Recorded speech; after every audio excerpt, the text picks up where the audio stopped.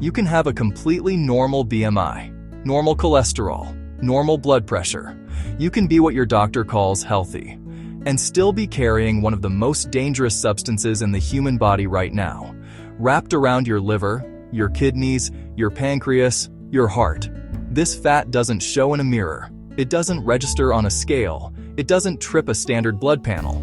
It shows up as a heart attack, a stroke, a diabetes diagnosis that came out of nowhere, a dementia that starts 15 years before you notice anything's wrong. We're talking about visceral fat, and today I want to walk you through exactly what it is, why the most common advice for getting rid of it doesn't work, and what the science actually says about the specific things that burn it. Because here's what I see constantly: people doing hundreds of crunches, cutting calories to 100-200 a day, running on treadmills for an hour, and their visceral fat barely moves. Not because they're lazy, because they're using the wrong tools for the wrong problem. First, let's make sure we understand what we're actually dealing with. Your body stores fat in two fundamentally different ways. Subcutaneous fat is the fat you can pinch. It sits just under your skin. It's the fat that makes your waist look bigger. It jiggles. You can see it, feel it, measure it with a tape. And while excess subcutaneous fat isn't ideal, it's relatively metabolically quiet. It's not actively attacking your organs. Visceral fat is different. It lives deep inside your abdominal cavity. It wraps around your organs, your liver, your intestines, your kidneys. It sits in a location that makes it biologically active in a way subcutaneous fat is not. And that activity is not good. Visceral fat secretes inflammatory compounds.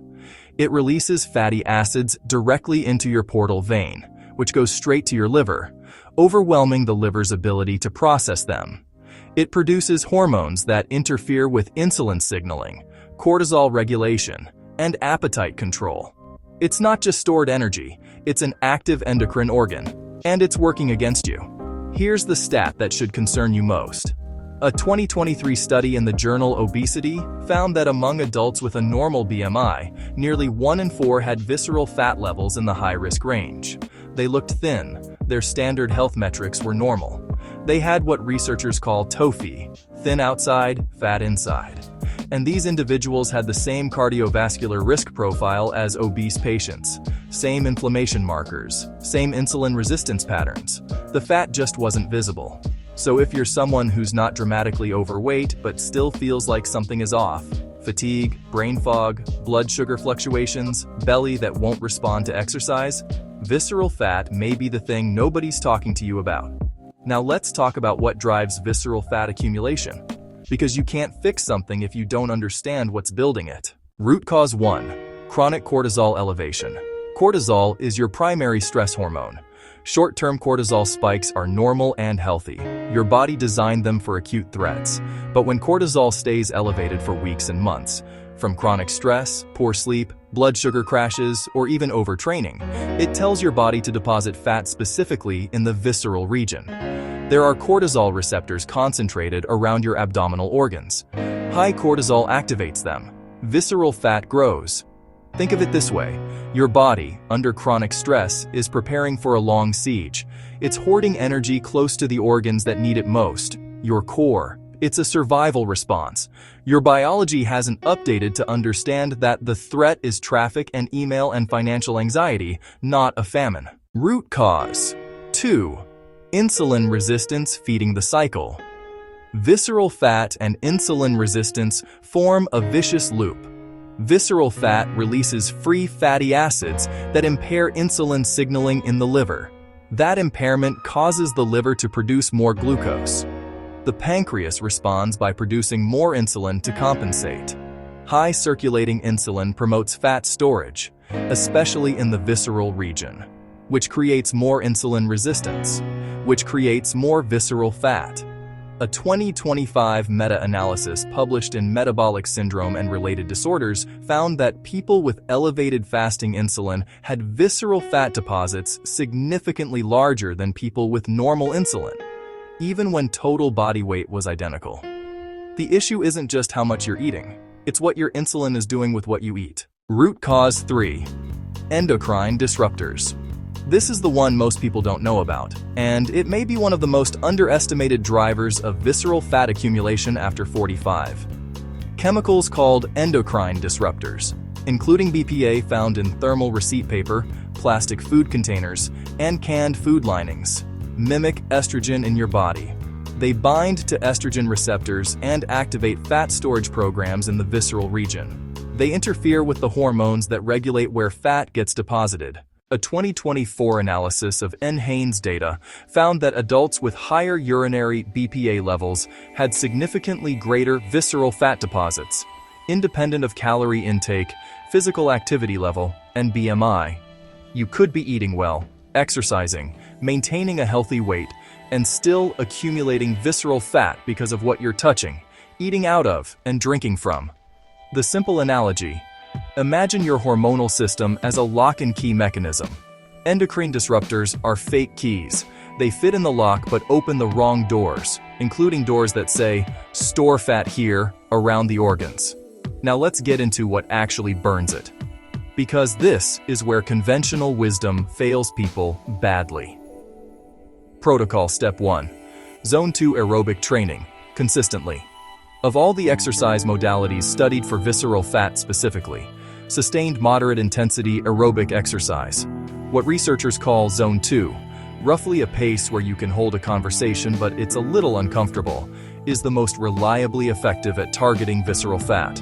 Not just belly fat generally, visceral fat specifically. A 2024 systematic review and meta-analysis analyzing randomized controlled trials found that aerobic exercise produced significantly greater reductions in visceral fat than resistance training alone. The mechanism: aerobic exercise acutely raises epinephrine and growth hormone, both of which trigger lipolysis, the breakdown of fat. And visceral fat cells are particularly sensitive to these signals compared to subcutaneous fat cells. The minimum effective dose appears to be 150 minutes per week at moderate intensity. That's 30 minutes, 5 days a week. A brisk walk counts. Cycling counts. Swimming counts. The pace matters more than the activity. You want to be at 60 to 70% of your maximum heart rate. Protocol Step 2. Resistance training for the hormonal environment. Resistance training doesn't burn visceral fat as directly as aerobic exercise, but it changes the hormonal environment that determines where fat gets stored. Building muscle increases insulin sensitivity. More sensitive muscles take up glucose efficiently, lowering circulating insulin. Lower insulin means less visceral fat signaling. The meta-analysis also found that combining aerobic and resistance training produced 18 to 25% reductions in visceral fat over 12 weeks, compared to 8 to 11% from aerobic exercise alone. The combination is the protocol, not one or the other. For adults 45 and older, 2 to 3 sessions of resistance training per week, focusing on large muscle groups, compound movements like squats, rows, presses, is sufficient to produce the hormonal shift that accelerates visceral fat loss. Protocol Step 3. Soluble fiber, the specific number that matters.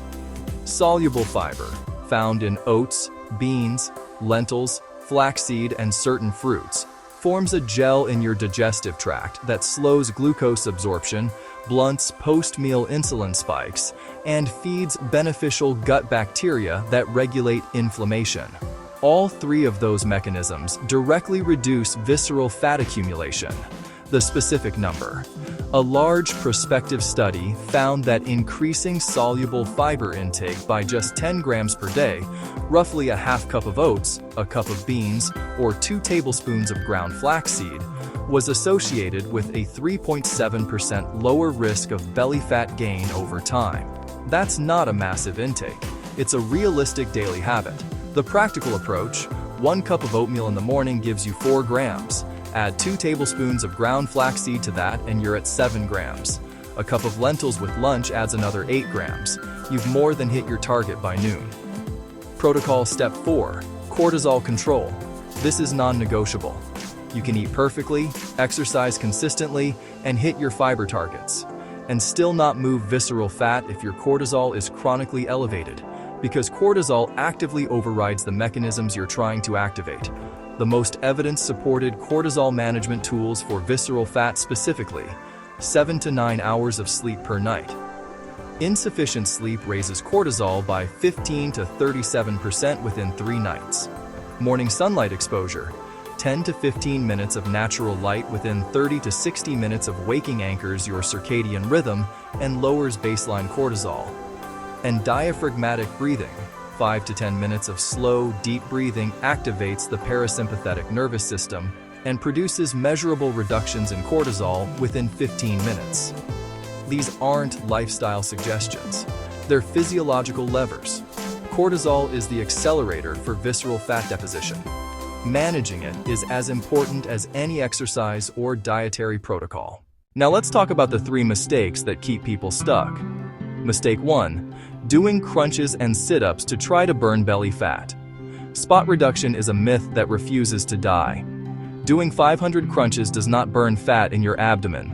Your body pulls stored energy from wherever it has most efficient access, which is determined by hormones, not by which muscles you're contracting.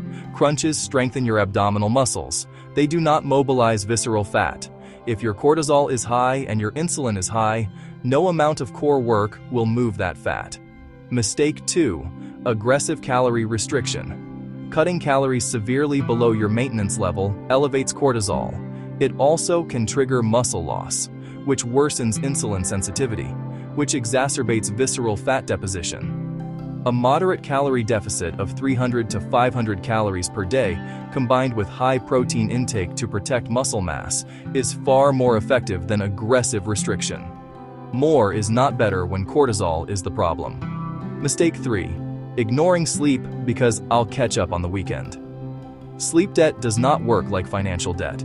You cannot repay 5 nights of 6-hour sleep with 2 nights of 9 hours. Chronic sleep restriction keeps cortisol elevated chronically. A 2023 study published in Obesity Research found that adults averaging less than 6 hours of sleep per night had significantly higher visceral fat deposits than matched adults sleeping 7 or more hours, even when they exercised and ate the same diet. Sleep is a visceral fat intervention. Missing it is a visceral fat risk factor. The action plan: 4 steps starting this week. Step 1: get your baseline. If you want to know your actual visceral fat level, not just your BMI or your waist circumference, ask your doctor about a DEXA scan. It gives you a precise measurement of visceral fat versus subcutaneous fat. Once you know your number, you have a target to track. Step 2: add 30 minutes of moderate intensity aerobic activity 5 days this week. Walk, bike, swim. Keep your heart rate in the 60 to 70% zone. Start building the habit before you optimize the intensity. Step 3: hit 10 grams of soluble fiber daily. Start with oatmeal in the morning, add flaxseed, add beans at lunch or dinner. This is achievable without dramatically changing what you eat. Step 4: protect your sleep this week as if it's a training session. Because it is. Set a consistent bedtime. No screens 30 minutes before bed. Keep your room cool and dark. 7 to 9 hours isn't a luxury, it's a metabolic requirement. If this video gave you something new to think about, hit the like button and subscribe so you don't miss the next one. We cover the health topics that don't fit in a 10-minute doctor's appointment, and visit healthhustleacademy.com. We've put together the exact supplement stack and lifestyle tools we talk about in our videos, all in one place. Links are in the description below. Take care of your body. Nobody else is going to do it for you.